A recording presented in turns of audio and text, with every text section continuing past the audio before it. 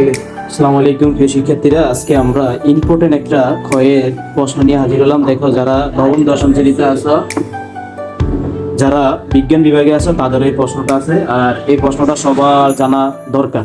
আর এই প্রশ্নটা বিভিন্ন পরীক্ষাগুলো, স্কুলের পরীক্ষাগুলোতে আসে। তো এখানে দেখেন, প্রশ্নটা এরকম থাকে: 220 ভোল্ট থেকে 60 ওয়াটের অর্থ কি, অথবা বলতে কি বোঝায়। ঠিক আছে, যখন এরকম কোনো প্রশ্ন তোমার থাকবে, এখানে 220-এর জায়গায় আর অনেক প্রশ্ন থাকতে পারে, আর অনেক মান দেওয়া থাকতে পারে, 60 ওয়াটের জায়গায় অন্য কোনো ওয়াট থাকতে পারে। উত্তর কিন্তু সেম একই হবে, শুধু মানগুলা কি হবে, পরিবর্তন হবে।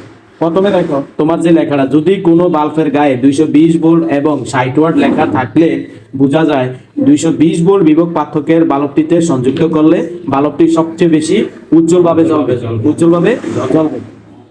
তার মানে মূল কথা হচ্ছে প্রতি সেকেন্ডে 60 জুল বৈদ্যুতিক শক্তি ও তাপ শক্তিতে রূপান্তর হবে। মোট কথা হচ্ছে 220 ভোল্ট, এটা হচ্ছে তোমার বিভব পার্থক্য, আর এটা হচ্ছে তোমার জুল, 60 ওয়াট। ঠিক আছে, তার মানে এখানে বলছে প্রতি সেকেন্ডে 60 জুল বৈদ্যুতিক শক্তি আলোক শক্তি ও তাপ শক্তিতে কি হবে, রূপান্তরিত হবে। তো এই প্রশ্নটা পরীক্ষায় অনেকবার আসে, সবাই প্রশ্নটা করবা।